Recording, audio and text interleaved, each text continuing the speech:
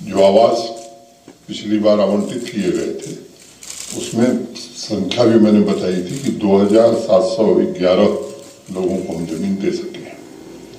आगे जब प्रधानमंत्री आवास योजना में और आवास दिए जाएंगे उसमें भी भूमिहीन लोगों को जमीन दी जाएगी। कल आप में से कुछ साथी थे इसके आईसीसी में, एक कार्यक्रम था ट्राइबल फेस्टिवल का, 15-16 राज्यों के आदिवासी भाई बहन आए। SC ST समुदाय के लोगों को लगभग 58,000 के आसपास, एग्जैक्ट संख्या 57 या 58, उसमें मोटे तौर पर 40,000 घर, क्योंकि यहाँ ट्राइबल आबादी ज्यादा है तो ट्राइबल आबादी को ही मिलेगा। कल जो सरकारी आंकड़ा हमारे पास उपलब्ध है, सेक्रेटरी ट्राइबल अफेयर्स ने मुझे कल दिखाया, उसमें 8,000 ऐसे लोग हैं जिनके पास अपनी जमीन नहीं है। मैंने इसको 35 किलो राशन मुफ्त में फ्री में मुहैया कराया जाता है। प्रियॉरिटी हाउस होल्ड में आज की जो स्कीम है उसमें 5 केजी राशन पर पर्सन फ्री ऑफ कॉस्ट दिया जाता है। 5 किलो राशन पर पर्सन फ्री, माने अगर फैमिली में 2 लोग हैं तो 10 किलो, 3 है तो 15 किलो। और ये पिछले दिनों कई लोग मुझे मिले थे, उन्होंने कहा कि साहब हमारा काम चलता नहीं है, तो इस पर विचार करके हमारे सचिव यहाँ बैठे हैं कि कैसे इन लोगों की मदद की जा सकती है। तो एक योजना पर निर्णय किया है प्रशासन ने, prime ministers food supplementation for priority house hold, ये स्कीम हम शुरू कर रहे हैं, जिसमें प्रधानमंत्री गरीब कल्याण अन्न योजना में प्रति महीने मिलने वाले फ्री राशन के अतिरिक्त अधिकतम 10 किलो चावल, राइस सब्सिडाइज्ड रेट पर प्रियॉरिटी हाउस होल्ड को दिया जाएगा।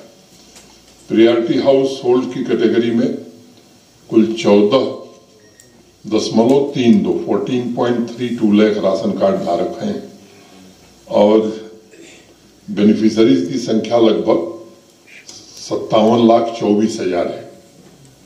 अब इस योजना में प्रति परिवार मैक्सिमम सेलिंग 35 किलोग्राम की रखी गई है। इस तरह से उसको समझ सकते हैं कि अगर 3 व्यक्तियों का परिवार है तो 15 किलो राशन उन्हें मुफ्त मिल रहा है, 10 किलो और जम्मू कश्मीर प्रशासन सब्सिडाइज रेट पर उन्हें देगा। 4 लोगों का परिवार है तो 20 किलो मुफ्त राशन उन्हें मिल रहा है, 10 किलो हम और देंगे। 5 व्यक्तियों का परिवार है तो 25 किलो उन्हें मुफ्त में मिल रहा है, 10 किलो सब्सिडाइज रेट पर उन्हें और दिया जाएगा। लेकिन अगर परिवार 6 लोगों का है तो 30 किलो मुफ्त में मिल रहा है तो 5 ही किलो पाने के वो हकदार होंगे। मैक्सिमम सीलिंग 35 किलो हम लोगों ने रखी है।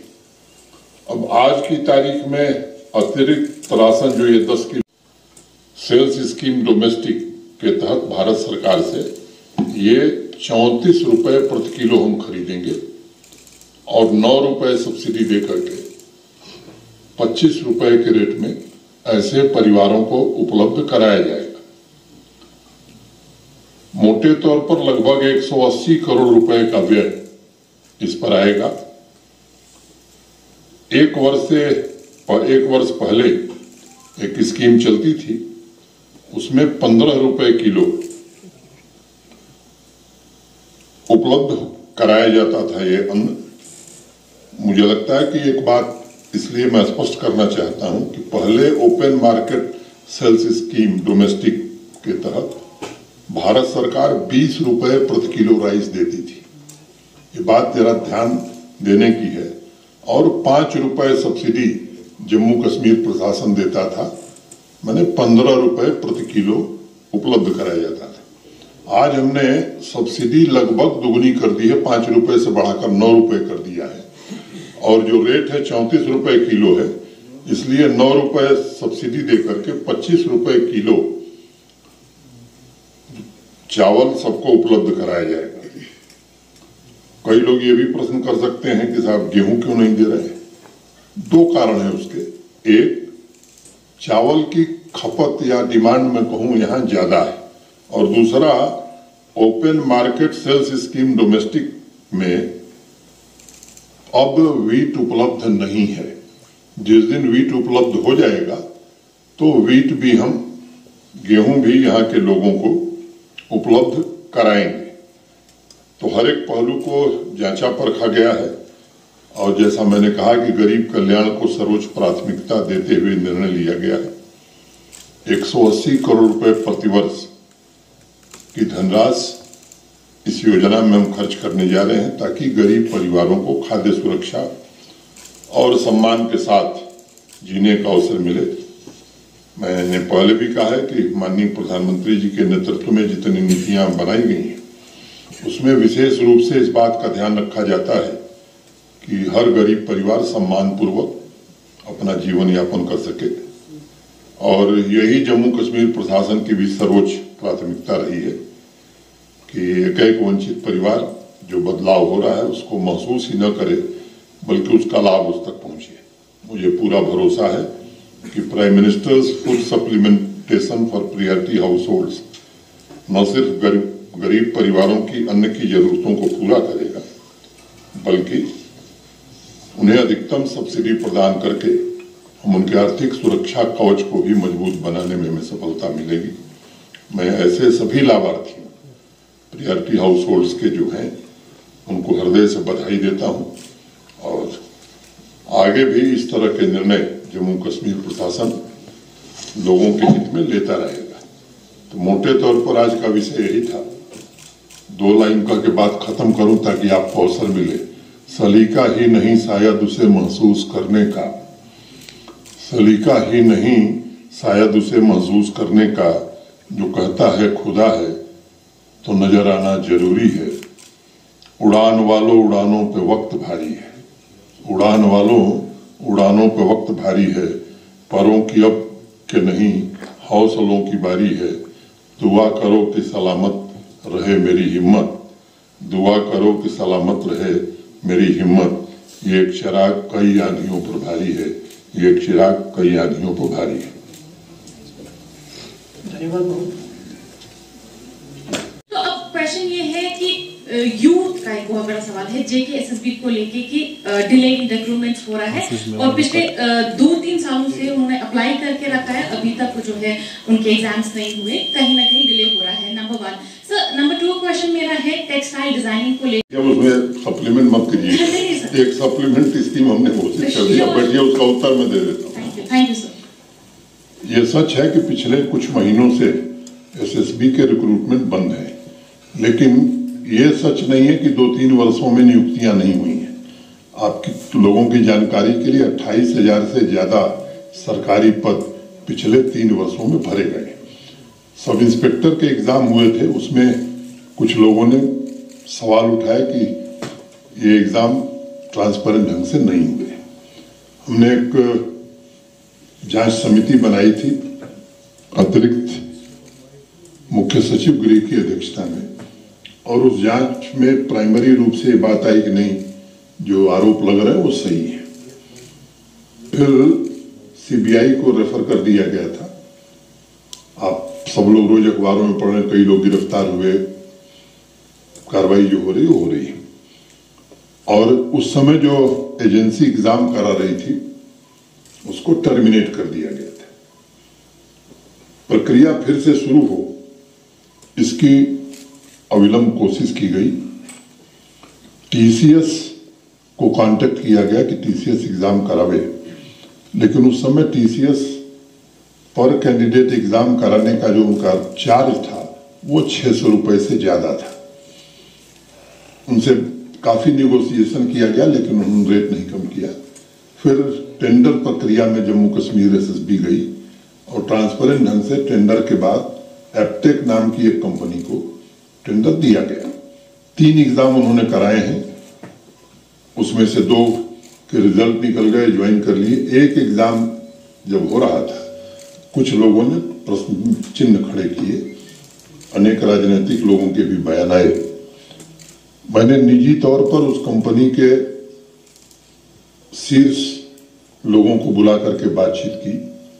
एक दो और राज्यों में जो एग्जाम हुए थे, एक संदेह हमको भी खुद समझ में आया कि शुरुआत के 5 मिनट जो एग्जाम के हैं उसमें उनका नेटवर्क असेस हो जा रहा है। तो उनको कहा गया कि ये तकनीकी खामी आप दूर करिए, तब आपके द्वारा एग्जाम कराया जाएगा। बीच में एक बात मैं भूल गया, माननीय उच्च न्यायालय में, हाईकोर्ट में भी कोई सज्जन गए थे। हाईकोर्ट की सिंगल बेंच ने उस पर रोक लगा दी थी, फिर डबल बेंच की अनुमति से एग्जाम करा लिए गए। वो हाईकोर्ट में ऑलरेडी पेंडिंग है। जैसे ही हाईकोर्ट से उचित आदेश मिलेगा वो रिजल्ट निकाल दिया जाएगा। बाकी के एग्जाम जल्दी से जल्दी हों, अंतिम चरण में हम हैं। 10 दिन में हम आपको घोषित करेंगे, 15 दिन में, कि कब से एग्जाम शुरू किए जाएंगे। तो ये हमारी सर्वोच्च प्राथमिकता है। जो एडवर्टाइज पोस्ट है वो भी, और जो रिक्त पद है उन्हें भी जल्दी एडवर्टाइज करके भर लिया जाएगा। जहां तक अनएम्प्लॉयमेंट का सवाल है, तो उस पर मैं 2 वाक्य जोड़ना जरूरी समझता हूं कि अनएम्प्लॉयमेंट केवल सरकारी नौकरी नहीं होती है। मुझे लगता है कि गवर्नमेंट जॉब अगर आप देखेंगी, अगर दूसरे स्टेट से तुलना करेंगी, तो मुझे लगता है कि यहाँ गवर्नमेंट एम्प्लॉयमेंट बाकी देश के बाकी राज्यों या हिस्सों से बहुत ज्यादा है। सरकारी नौकरी की, गवर्नमेंट जॉब की एक सीमा है। और क्या तरीके हो सकते हैं, तो उन तरीकों पर भी हम लोग काम कर रहे हैं। बैक टू विलेज प्रोग्राम में जो कार्यक्रम हमने निर्धारित किए थे, उसमें एक प्रमुख कार्यक्रम ये था कि हर पंचायत से 15 यूथ आइडेंटिफाई किया जाए जो सेल्फ एम्प्लॉयमेंट के लिए आगे आवे और उसे आर्थिक मदद की जाए। आप सबको मालूम है कि प्रधानमंत्री मुद्रा योजना में 10 लाख रुपए तक का ऋण बिना किसी कोलैटरल सिक्योरिटी के बैंक देते हैं। और मुझे आपको बताते हुए प्रसन्नता हो रही है कि बैक टू विलेज कार्यक्रम खत्म हुआ 1 महीने के भीतर, उस समय जम्मू में थे हम, 75,000 नौजवानों को, 75,000, अगर पंचायत के हिसाब से आप 15 जोड़े तो इससे कम ही संख्या होगी, 929 करोड़ रुपए एक दिन में उनको आर्थिक सहायता दी गई, जो अपना रोजगार कर रहे हैं। मिशन यूथ के अंतर्गत भी अनेक कार्यक्रम हम चला रहे हैं जिससे नौजवानों को रोजगार मिल रहा है। तीसरी बात कि इंडस्ट्रियल इन्वेस्टमेंट जो आ रहा है, कई लोगों को मिला है और आने वाले भविष्य में रोजगार का वो एक बड़ा साधन बनेगा। चौथी बात, holistic agricultural development plan HADP जो जम्मू कश्मीर प्रशासन ने बनाई है, उसमें भी जो 29 इंटरवेंशन प्रपोज किए गए हैं, उसमें एग्री इंटरप्रेन्योर एम्प्लॉयमेंट का बड़ा स्कोप है। तो मैं समझ रहा हूं कि पूरी ईमानदारी से, शिद्दत से और संवेदनशीलता के साथ अधिक से अधिक रोजगार के अवसर नौजवानों को मिले, इसकी कोशिश की जा रही है। मुझे लगता है कि हर विषय का विशेषज्ञ हमें बनने की जरूरत नहीं है। वो national highway NHAI authority of India की सड़क है। मैं अगर पीछे के कारणों में जाऊं तो जब पहले ये हाईवे बन रही थी, किन्हीं कारणों से, मैंने 10-12 साल पहले की बात होगी, वो जहां टनल बनाना चाहिए था वहां रोड बनी और लैंडस्लाइड के कारण एक बड़ा पोर्शन रोड का खराब हो गया था। बाद में आप सबको मालूम है कि 2 टनल पूरी हो गई है, अभी एक अंतिम चरण में है, वो पूरी हो जाएगी तो ये कठिनाई कम हो जाएगी। ये सच है जो बात आपने कही, अतिवृष्टि, भारी वर्षा के कारण टनल के पास का एक हिस्सा अभी बढ़ गया है और अल्टरनेट, जो पुरानी सड़क थी, अल्टरनेट रूट हम लोगों ने बना के तैयार कर दिया, उससे यात्री आ जा सकेंगे। और अभी असेसमेंट मैं दोपहर में ही कर रहा था, थोड़ा पानी कम हो जाए तो मैं उम्मीद करता हूं कि बेली ब्रिज आने वाले 3 दिनों में हम बना करके लाइट LMV को उस पर अलाउ कर देंगे। अस्थायी समाधान तभी होगा जब वो टनल बन जाएगी, तभी मैं समझता हूं स्थायी समाधान होगा। रहा इन्वायरमेंटल इश्यूज का, तो आपकी सलाह का सम्मान किया जाएगा। अब मुगल रोड का जो पोर्शन BRO के पास है, उसके मरम्मत का काम पूरा हो गया। जो जम्मू कश्मीर प्रशासन के पास है वो भी पूरा हो गया है। उस पर भी ट्रैफिक चल रहा था, लेकिन भारी बारिश के कारण कल से उसे बंद किया गया है। जैसे बारिश कम होगी उसे खोल दिया जाएगा। सर मैं आसिफ साहब न्यूज़ 24 जो देखिए, लगभग 31,000 करोड़ रुपए भारत सरकार से कर्ज लेकर के जम्मू कश्मीर में पिछले 4 वर्षों में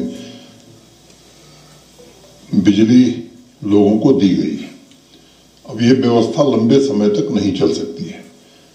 प्रीपेड स्मार्ट मीटर लगाने की कोशिश हो रही है और मुझे लगता है कि जितनी बिजली आप खर्च करेंगे उतना ही पेमेंट आपको करना होगा। ये सच है कि जैसा मैंने कहा कि ये सर गरीब लोगों के प्रति सहानुभूति रखना ये किसी भी प्रशासन का दायित्व है, लेकिन अगर समर्थवान लोग अपनी बिजली बिल का भुगतान करेंगे तो मुझे लगता है कि जम्मू कश्मीर प्रशासन को 1 मिनट नहीं लगेगा गरीब लोगों के लिए कोई योजना बनाने में।